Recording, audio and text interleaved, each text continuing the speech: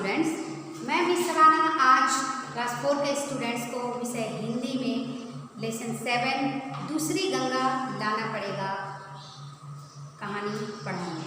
ये कहानी नहीं, ये दूसरी गंगा लाना पड़ेगा, ये एक प्रेरणा देने वाली वाक्य है। इसमें हम वैसे लोग जो ये बातें बोले हैं, जिन्होंने ये बातें बोली हैं कि दूसरी गंगा लाना पड़ेगा, ये एक महान कवि कबीर दास जो जिन्होंने बहुत सारे दोहों को लिखा है, जिनके दोहों ने लोगों के जीवन में बहुत सारे बदलाव लाए। वो उनके दोहे जो होते हैं वो लोगों के लिए प्रेरणादायी होते हैं। तो हम लोग संत कबीर दास के बारे में हम लोग पढ़ेंगे, आखिर वो इन दूसरी गंगा लाना पड़ेगा से वो हमें क्या बताना चाहते। हमारा भारत जो है वो संतों की जन्मभूमि कहा जाता है, संत महात्मा उनकी जन्मभूमि कहा जाता है। और उनमें से एक महान संत थे जिनका नाम था कबीर दास। वो कबीर दास जो एक संत होने के साथ साथ वो एक क्या भी थे, कवि भी थे। वो दोहा भी लिखते थे। इस विद्वान कवि ने कबीर दास ने जाति पाति का भेदभाव मिटाने के लिए बहुत प्रयास किया। जाति पाति छुआछूत पता है ना, वो जाति पाति मिटाने का वो बहुत प्रयास किया, बहुत कोशिश की। इनके दोहों मतलब ये जो दोहे लिखते थे, इनके दोहे जो है आम आदमी के जीवन को बहुत प्रभावित करते थे। उनके दोहे से आम आदमी का जीवन जो है वो बहुत लोग उनसे बहुत प्रभावित होते थे, बहुत खुश होते थे, उनकी ओर आकर्षित होते थे। और बहुत ही स्पष्ट भाषा में कबीर दास अपनी बातों को आसानी से कह देते थे। कबीर दास को जो बात कहनी होती थी वो बहुत ही स्पष्ट बात भाषा में, मतलब किसी को समझने में कोई दिक्कत ना हो, वो आसानी से इसे कह देते थे। तो उनका एक दोहा है, बड़ा हुआ तो क्या हुआ जैसे ताड़ खजूर, पंथी को छाया नहीं फल लागे। बड़ा इसका मतलब ये होता है कि ऐसे बड़े होने का कोई फायदा नहीं। खजूर का पेड़ कितना बड़ा होता है, ताड़ का पेड़ कितना बड़ा होता है, लेकिन वैसे बड़े होने का कोई फायदा नहीं जो राहगीर मतलब राह पे चलने वाले को छाया ना दे सके और ना ही उसे खाने के लिए फल दे सके। तो वैसा बड़ा होने से कोई फायदा नहीं। तो हम लोग को वैसा बड़ा बनना है। अगर हम रोड किनारे सड़क के किनारे जो पेड़ जो लगा रहता है, अगर कोई राहगीर चलता है और उस राहगीर जब चलते चलते वो थक जाता है तो वो आराम करने के लिए कहाँ जाता है, वो पेड़ की छाया में। अगर वो इसी तरह से अगर ताड़ का और खजूर का पेड़ अगर इसी तरह से रहेगा तो वो पेड़ ताड़ खजूर का पेड़ जो है वो किसी को फल नहीं देता है और ना ही वो छाया देता है, क्योंकि ताड़ खजूर के पेड़ के नीचे कोई बैठ के आराम नहीं करता है और ना किसी का वो भूख मिटा सकता है, क्योंकि उसका फल बहुत दूर में रखता है और वो बहुत बड़ा होता है। तो ताड़ खजूर का पेड़ जैसा बड़ा पेड़ कोई नहीं होता, लेकिन कोई फायदा नहीं है, उसका बड़ा होने में कोई फायदा नहीं है। और उनका एक दोहा है, ऐसी वाणी बोलिए मन का आपा खोए, औरन को शीतल करे आपने से। मतलब ऐसी बातें बोलो, ऐसा मीठा बात बोलो कि दूसरों के मन में बोलने वाले को और सुनने वाले को भी कोई कष्ट ना हो। जो दूसरे को मन को भी क्या करते हैं, संतुष्ट करते हैं। अपनी बातों से किसी के मन को दुख नहीं पहुंचाना चाहिए। तो ये कबीर दास के दोहे हैं और बहुत सारे ऐसे दोहे हैं। तो और हम लोग इस दूसरी गंगा लाना पड़ेगा, इससे हम लोग संबंधित पढ़ेंगे कहानी। इस महान संत को नीरू और नीमा नामक जुलाहा दंपति ने पाया। संत कबीर दास को जो है, इसको नीरू और नीमा नाम का एक जुलाहा दंपति, मतलब दोनों पति पत्नी थे, नीरू और नीमा, ये दोनों इसको पाल पोस के बड़ा किया।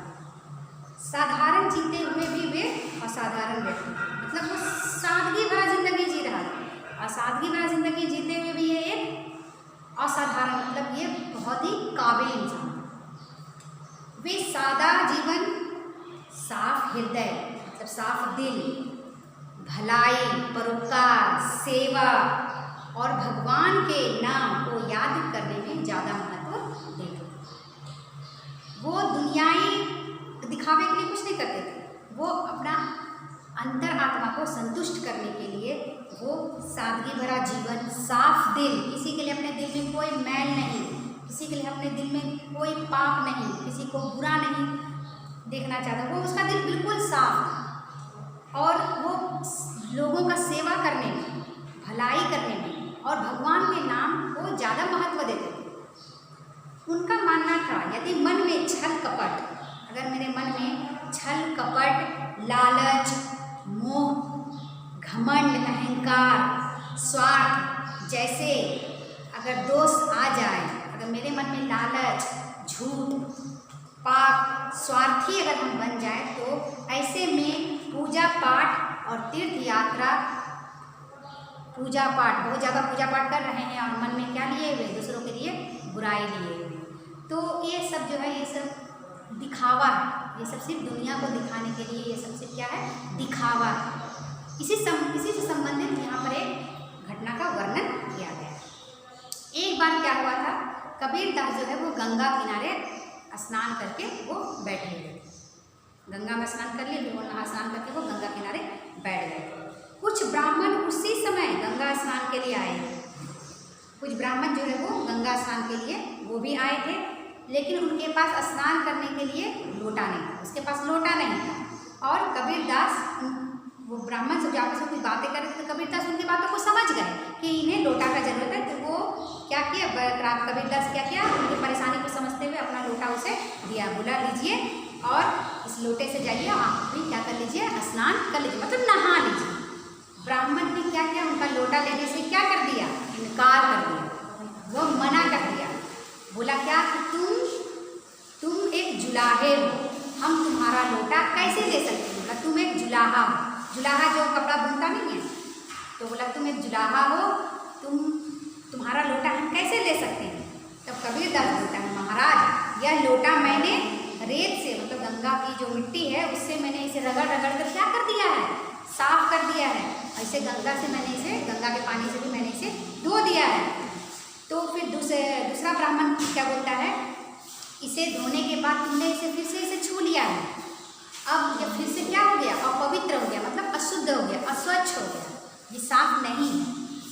तब कबीरदास बोलता है, लेकिन मैं तो गंगा स्नान कर चुका हूँ, बोलता लेकिन मैं तो गंगा में स्नान कर चुका हूँ, क्योंकि गंगा जो है वो कहा जाता है ऐसा कि गंगा जो है वो सारे पाप को क्या कर देती है, धो देती है, तो पर मैं तो गंगा स्नान कर चुका हूँ, अगर मेरे छूने से ये लोटा फिर से अपवित्र हो सकता है, तो मेरे गंगा में नहाने से ये गंगा भी क्या हो गया, अब तो ये अपवित्र हो गया, अशुद्ध हो गया, अस्वच्छ हो गया, अब आपको गंगा स्नान करने के लिए दूसरा गंगा लाना पड़ेगा।